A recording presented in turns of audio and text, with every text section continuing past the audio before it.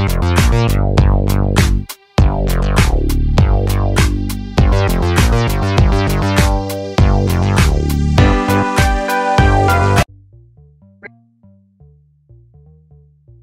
family, it is your boy Optimist Sniper. Bienvenue une fois de plus dans une nouvelle vidéo portant sur d'où vient le prix du courtier Forex. Si vous avez eu à participer dans mes leçons précédentes, vous pouvez déjà répondre à cette question. Parce que j'avais eu à préciser dans une leçon précédente que le prix des courtiers Forex viennent des liquidity providers, d'accord, dans le marché interbancaire. Donc, ce n'est que de ça qu'on va encore parler et essayer de détailler certains détails aux alentours de ça, d'accord. Vous savez déjà que lorsque vous négociez les devises, vous spéculez sur l'orientation future des devises en prenant soit une position d'achat ou une position de vente, selon ce que vous pensez sur le taux de change. Soit il va progresser, soit il va baisser. Plus précisément, vous cherchez à profiter sur les fluctuations du taux de change, pas sur la devise en question, d'accord. En pariant soit sur la hausse ou soit sur la baisse.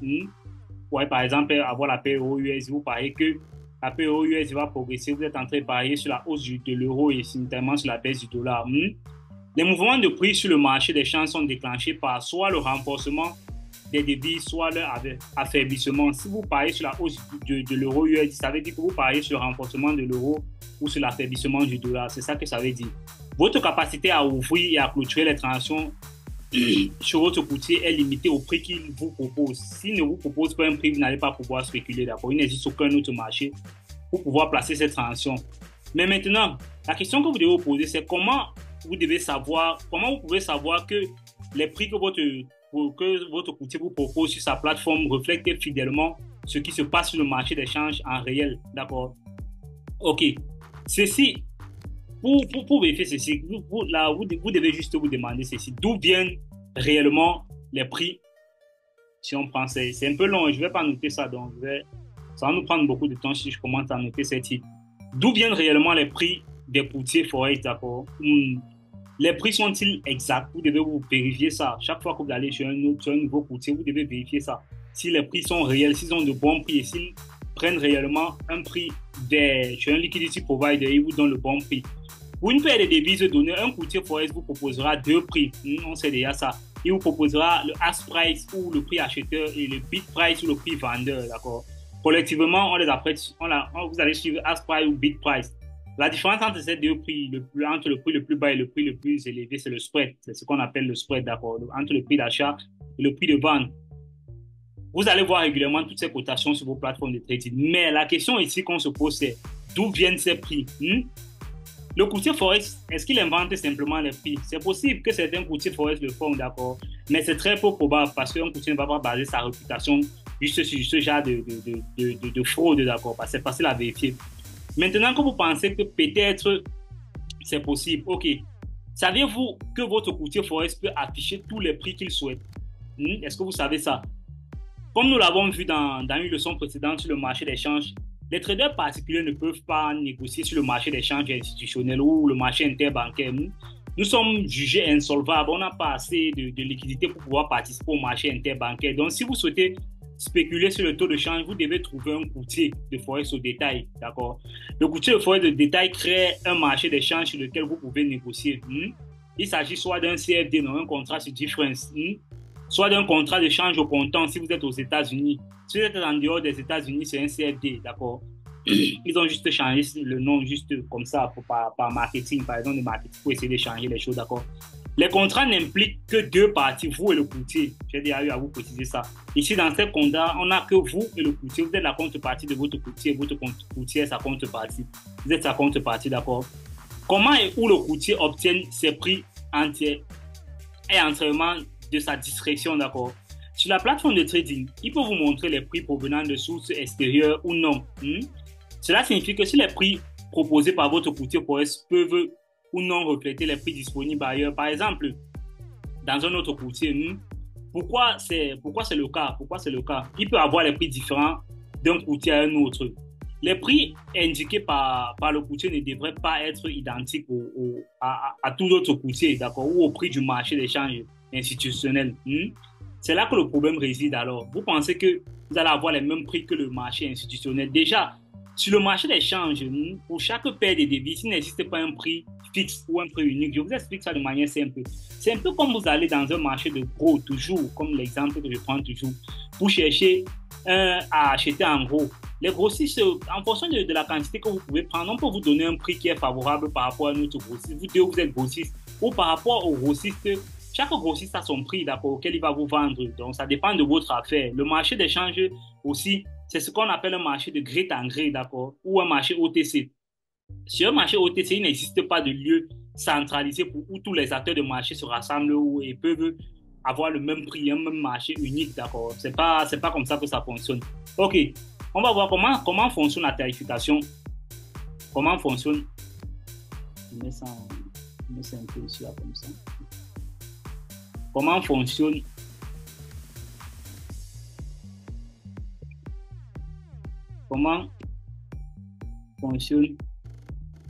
la tarification? Comment fonctionne la tarification sur les bourses? Sur les bourses. Je vais vous expliquer ça, comment ça fonctionne. OK. Pour vous aider à mieux comprendre pourquoi il est important de comprendre l'importance du fait que le marché d'échange est un marché de gré en gré, comparons un peu à un marché boursier, comme le marché boursier américain. On va un peu prendre une petite comparaison. L'un des principes fondateurs d'un marché boursier est qu'il doit offrir un accès juste et égal à tous les participants. D'accord? Tous les participants doivent être égaux du point de vue de l'exécution des transactions. Les bourses publient, par exemple, les cotations que tout le monde peut voir et peut échanger chaque jour. Pour mieux comprendre cela, examinons rapidement comment fonctionne la tarification sur les bourses américaines. Lorsqu'une transaction a lieu sur une bourse américaine, la bourse signale la transaction au flux de données, un flux de données consolidé, ce qu'on appelle généralement le SIP, d'accord, Security Information Processor, d'accord. C'est ce qui diffuse les données. Par exemple, lorsque New York exécute une transaction pour acheter les actions à Apple, il signale la transaction au SIP, ce que je venais de définir. En plus des transactions, les meilleurs prix achetés et vendus sur les différentes plateformes de négociation sont partagés avec le public, d'accord, via le même site. Vous comprenez juste que c'est un logiciel où toutes les données d'exécution sont basées sur ce site-là et c'est accessible à tous. Le site combine ensuite toutes les cotations déterminées, d'accord. Il détermine aussi le meilleur prix offert, l'offre nationale. Cette consolidation de données s'effectue très rapidement.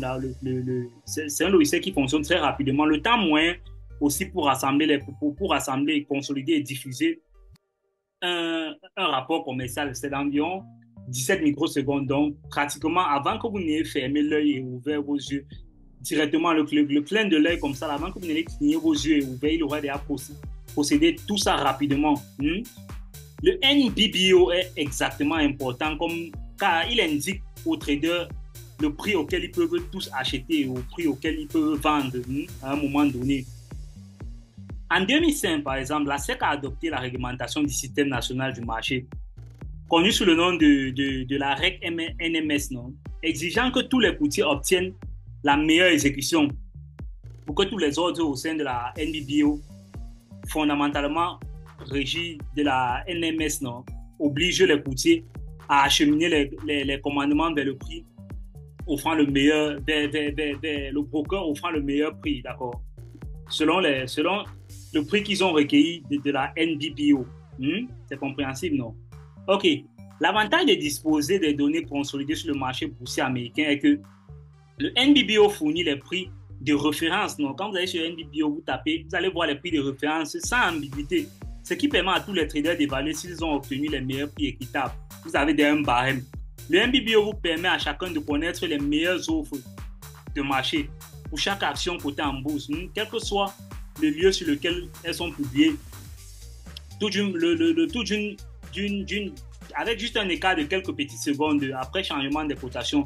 Cela garantit qu'il y ait un partage égaux, qu'il y ait un partage égaux des prix sur tous les commerçants, les petits et les grands commerçants, que vous ayez tous les mêmes prix d'exécution. tous les traders sont protégés par les prix affichés par la bourse, car chaque transaction doit être effectuée à des prix qui ne sont pas pires que le NBBO au moment où la transaction a été exécutée. Donc ça, c'est contrôlé, c'est vérifié. Ça permet à ce que tout le monde puisse être à l'ordre. Maintenant, comment fonctionne la tarification sur le marché du Forex? Comment fonctionne la tarification? Comment fonctionne la tarification sur le marché du Forex?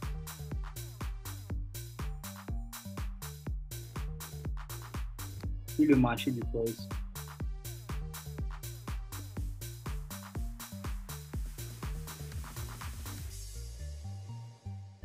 Comment fonctionne la tarification sur le marché du Forex? OK. On met ça ici. Dans un marché basé sur les échanges, il existe un marché unique qui permet à chacun d'intervenir au même prix. En revanche, le marché d'échange ne fonctionne pas dans le cadre d'une bourse publique centralisée. Il n'y a pas de marché unique ici, là, ce qui signifie qu'il n'y a pas de prix unique. S'il n'y a pas de marché unique, ça veut dire qu'il n'y a pas de prix unique. Il n'existe pas d'équivalent à un flux de données comme un site, d'accord, qui consolide les transactions effectuées, les meilleurs coûts acheteurs et les meilleurs coûts vendeurs. Cela signifie que le marché d'échange n'a pas l'équivalent d'un NBBO. Vous comprenez, non? Ce n'est pas la même chose que le marché de la bourse, d'accord? Ça n'a pas l'équivalent d'un même NBBO. D'un NBBO pour chaque paire de devises qui fournirait un prix de référence sans ambiguïté ou que chaque courtier forex doit respecter, d'accord? Ok, c'est pourquoi ici là, c'est comme ça que le marché c'est comme ça que la tarification fonctionne dans le marché du forex. Ok, maintenant comment les courtiers forex de détail obtiennent leur prix? C'est ce que vous attendez, non? Comment les courtiers forex de détail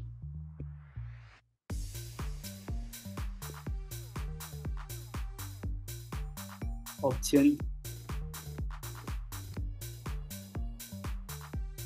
leur prix? Ok. Les courtiers de change réputés baseront leur prix sur les prix des autres participants du marché d'échange, d'accord? Généralement, les banques et d'autres institutions financières non bancaires, ces acteurs de marché sont appelés les fournisseurs de liquidités. Les grandes banques là, les grandes banques de chaque pays, non, et les institutions financières non bancaires, ce sont les fournisseurs de liquidités. Pourquoi? Parce que ce sont les grands acteurs du marché. Un groupe de fournisseurs de liquidités appelé un pool de liquidités, d'accord? Lorsque nous suivons, on dit pool de liquidités, c'est un groupe de fournisseurs de liquidités. Ce sont les prix que le courtier forex utilise comme prix de référence d'une paire de devises sous-jacentes. Ou du moins, il devra utiliser ça. Comme mentionné précédemment, un courtier forex vous proposera deux prix différents pour deux paires de devises, non, le prix acheteur et le prix vendeur. Vous voyez ces cotations sur toutes les plateformes de trading. Ces cotations arrivent, prenez sur le nom de flux de prix. Vous allez comprendre ça. On va vous dire régulièrement le flux de prix varie. Le prix que vous voyez est basé sur les prix que votre courtier obtient auprès de ses fournisseurs de liquidités. Le courtier dispose d'un pool de plusieurs liquidity providers à partir duquel il reçoit les prix des différentes paires de devises que lui-même il va proposer, d'accord. Le courtier forex va regrouper ou collecter ces prix en temps réel pour trouver le meilleur prix acheteur et le meilleur prix vendeur. C'est de ce meilleur prix acheteur ou meilleur prix vendeur qui va se rapprocher, d'accord. Les deux prix ne doivent pas nécessairement provenir du même liquidity provider, c'est pas obligé. Par exemple, le meilleur prix acheteur disponible peut provenir d'un liquidity provider, tandis que le meilleur prix vendeur disponible peut provenir d'un local liquidity provider. C'est compréhensible, non? Il fait ce qu'il veut. Il est là pour avoir les meilleurs prix. Les prix agréés sont introduits dans un moteur de tarification qui diffuse les prix vers ces plateformes de trading, d'accord, avec une petite majoration, comme vous savez déjà. Le prix que vous voyez sera généralement majoré. Théoriquement, tout cela devrait être un processus automatisé. C'est un processus automatisé dans lequel le courtier n'a aucun contrôle sur la sélection du meilleur prix disponible parmi le pool de fournisseurs de liquidités. L'algorithme régulièrement fait ça automatiquement. Il ne peut pas non plus intervenir manuellement pour modifier les prix diffusés sur la plateforme de trading. Régulièrement, ça se fait manuellement par un balisage. Ok. Parlons des fournisseurs de liquidités. Fournisseurs de liquidités.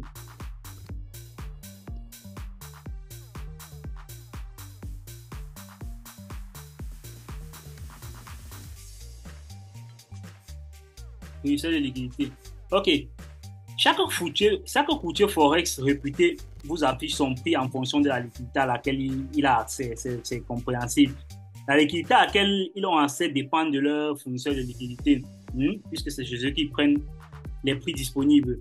Les courtiers Forex qui sont suffisamment grands pour avoir un courtier principal peuvent accéder à un mélange de différents fournisseurs de liquidité, un pool de liquidité, non, tels que les banques de niveau 1, les agrégateurs, ainsi de suite, etc.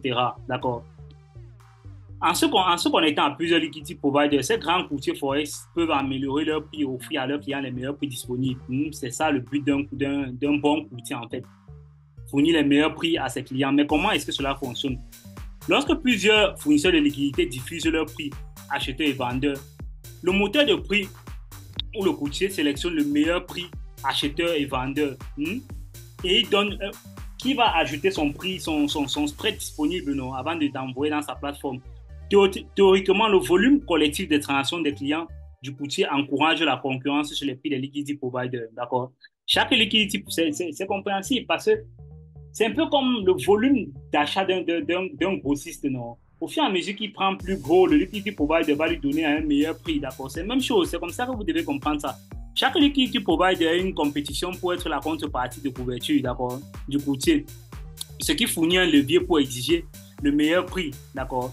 Il est également important de disposer de plusieurs fournisseurs de liquidités, en particulier dans les conditions de marché anormales. Par exemple, en période de volatilité extrême, lorsque certains fournisseurs de liquidités peuvent décider d'élargir leur spread ou de cesser complètement de côté les prix. Pour les courtiers e-book, cela est crucial puisque leur modèle d'exécution dépend totalement de la disponibilité des fournisseurs de liquidités pour leur fournir une liquidité de qualité, d'accord. Parce que e-book, ils font du e-book, même dans les conditions de marché volatiles ou illiquides, c'est pas facile pour eux, d'accord. Les petits courtiers Forex obtiennent leur prix en se connectant à des flux de liquidités agrégés, fournis par un prime of prime, on a déjà vu ça, et parfois en collaboration avec d'autres fournisseurs de liquidités non bancaires, connus sous le nom de les teneurs de marché électroniques, d'accord. Les fournisseurs de liquidités entretiennent des relations avec le courtier principal, avec lequel les grandes banques fonctionnent aussi, ce qui leur donne la possibilité de regrouper les prix de plusieurs liquidités providers et de distribuer aux plus petits courtiers d'échange, d'accord. Faites attention à la manipulation des prix dans le marché, d'accord. Attention à la manipulation des prix dans le marché.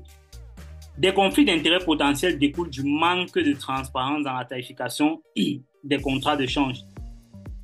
Il n'est pas toujours clair si le prix est réellement lié à un marché sous-jacent. Et si c'est difficile à vérifier vraiment.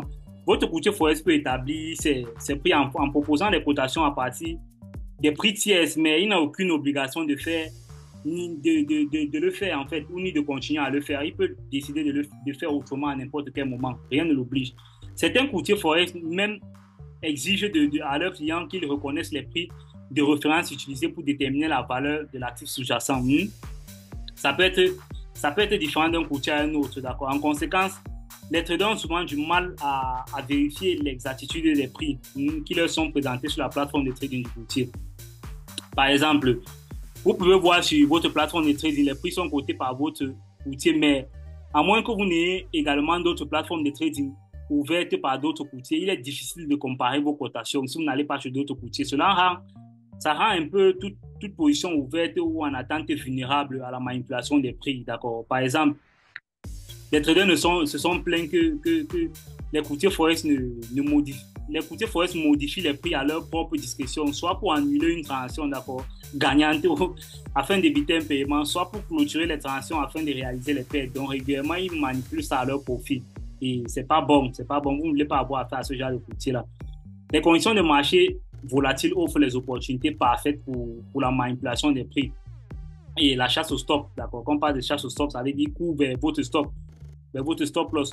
Ou un courtier va clôturer la position d'un trader pour réaliser un profit pour lui-même, d'accord. Si vous passez les ordres stop loss ou take profit, puisque le courtier sait exactement où se trouvent vos ordres, il peut manipuler vos ordres, soit disant que le prix du marché pour atteindre, il peut manipuler vos ordres pour atteindre le prix du marché auquel votre stop loss ou votre take profit est placé, non? Cela signifie que le courtier gagne ou évite une perte, c'est ça, non? Bien que cette pratique ne soit pas aussi courante et qu'elle était autrefois très courante chez les brokers, d'accord. Avec la réglementation, on a un peu essayé de baisser ça. C'est un peu payé. On ne voit plus trop ça avec la réglementation. Surtout, ceux qui font ça sont les courtiers qui sont non réglementés, d'accord. Si un courtier relève d'une juridiction réglementée avec des exigences minimales en matière de déclaration des transactions, cela peut être très difficile à prouver. C'est pourquoi ça continue parfois chez certains brokers. Une autre plainte comme les courtiers qui livrent les pratiques de dérapage asymétrique, là, ceux qui livrent les mauvais prix. Quand vous voyez, vous avez une exécution de votre sell limite, par exemple, à un prix autre que celui que vous avez pris. D'autres le font par exprès, d'autres ne le font pas par exprès. C'est ce qu'on appelle le slippage. Ça fait référence au cas où le prix auquel l'ordre a été exécuté diffère du prix au ténor ou du prix demandé. Les dérapages considérables peuvent se produire lors des dernières nouvelles, peuvent se produire lors des news, non? C'est lorsqu'il y a les news que vous voyez régulièrement ça. OK. Comment vous assurer d'obtenir un prix équitable? Comment vous assurer de ça? D'accord. Je vous dis comment vous assurer de ça. En tant que commerçant de détail, nous attendons à ce que les prix cotés suivent de près le marché sous-jacent. Mais la similitude des prix du marché dépend du courtier, en fait, d'accord. Ça va parler d'un courtier à l'autre, ils n'auront pas les mêmes prix.